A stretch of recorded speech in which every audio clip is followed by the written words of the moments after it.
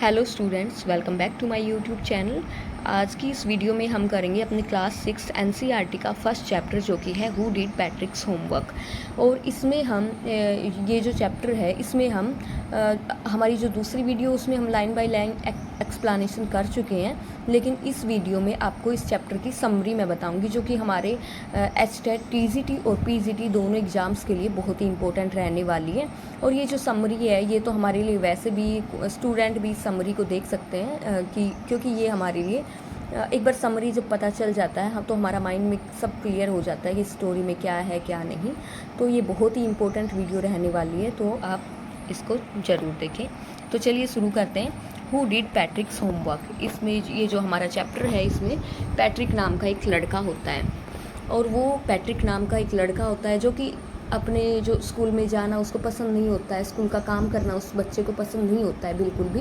वो कोई भी काम स्कूल का काम नहीं करना चाहता है। तो एक दिन क्या होता है, उसको पैट्रिक को एकदम से दिखाई देता है कि इसकी जो बिल्ली है ना वो किसी के साथ खेल रही है, और इसको लगता है कि इसकी बिल्ली एक डोल के साथ खेल रही है, लेकिन असल में वो डोल नहीं थी। जब वो पास जाके देखता है, उसको पकड़ता है, तो उसको पता चलता है कि इसकी जो बिल्ली है वो डोल के साथ नहीं खेल रही थी, बल्कि ये क्या था, एक बोना व्यक्ति था।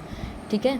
तो जब पैट्रिक को पता चलता है तो ये जो बोना व्यक्ति था, जो एल्फ था, ये बोलता है पैट्रिक को कि तुम मुझे इस बिल्ली से छुड़ा लो, वरना ये बिल्ली तो मुझे खा जाएगी, काट लेगी।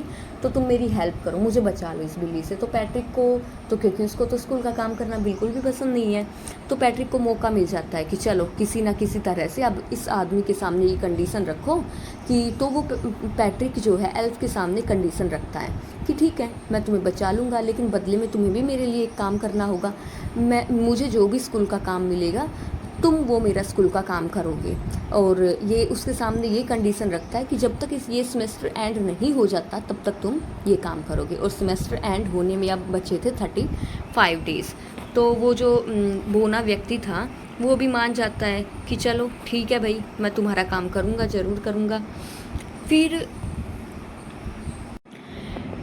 फिर वो जो बोना व्यक्ति था, जो एल्फ था, वो पैट्रिक का काम करना शुरू भी कर देता है।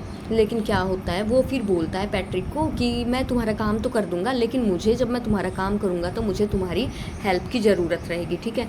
तो जब भी कोई ऐसा वर्ड होता था जिसका मीनिंग एल्फ को नहीं पता होता था, तो वो पैट्रिक को बोलता कि जाओ तुम मेरे लिए डिक्शनरी लेके आओ।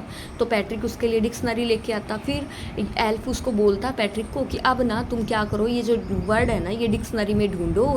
अब ऐसा ही मैथ में होता, मैथ में, लेकिन जो पैट्रिक था वो भी मैथ में बहुत ही वीक था, और जो एल्फ था उसको भी नहीं पता था मैथ के बारे में। वो कहता है कि हम लोगों को इन सब की, तुम्हारी जो ह्यूमन हिस्ट्री है इन सबको पढ़ने वढ़ने में कोई इंटरेस्ट नहीं है, ना ही हम इनके बारे में जानते थे, तो तुम्हें ही मेरी सारी हेल्प करनी पड़ेगी। तो फिर हर एक काम में मतलब एल्फ तो सिर्फ उसको बता देता कि तुम मेरे लिए ये ढूंढो ये ढूंढो। असल में तो काम कर रहा था कौन, पैट्रिक ही कर रहा था, लेकिन पैट्रिक को ये लग रहा था कि नहीं मैं काम नहीं कर रहा, बल्कि मेरा काम कौन कर रहा है, एल्फ कर रहा है। तो ऐसे काम करते करते ये जो पैट्रिक है बहुत ही मेहनती बन जाता है, क्योंकि जब सारे काम खुद से ढूंढेगा, खुद से सोल्व करेगा, सब कुछ खुद करेगा, तो मेहनती तो हो ही जाएगा, पढ़ाई में भी इंटेलिजेंट हो गया। तो फिर क्या होता है कि अब इसके सेमेस्टर के कुछ ही दिन बच गए, मतलब सेमेस्टर एंड हो गया। और जब सेमेस्टर एंड हो गया तो फिर ये एल्फ सोचता है कि अब तू यहाँ रह के क्या करेगा, और वहाँ से चुपचाप इसके घर से निकल जाता है, पैट्रिक के घर से।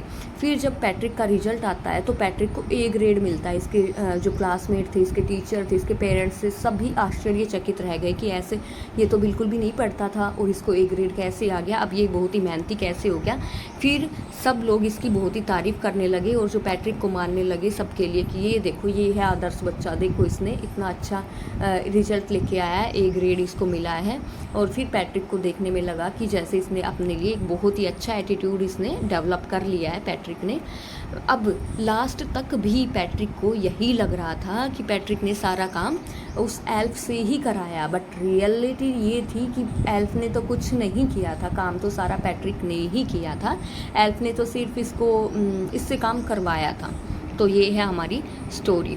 अब इसमें से किस टाइप से हमारे स्टेट में क्वेश्चंस पूछे जाते हैं, जैसे कि ये पूछ लिया जाए कि जो पैट्रिक था वो किस सब्जेक्ट में कमज़ोर था, तो हमारे जो चैप्टर है इसमें जिक्र आया है कि पैट्रिक था वो मैथ्स में बहुत ही वीक था।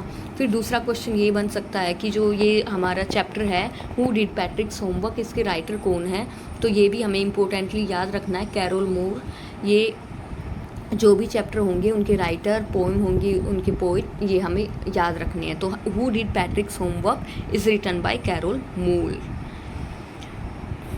तो ये थे क्वेश्चंस। होप आपको ये वीडियो अच्छी लगी होगी और don't forget to like, share and subscribe my channel. Thanks for watching. मिलते हैं नेक्स्ट वीडियो में, तब तक के लिए bye bye, take care, have a nice day.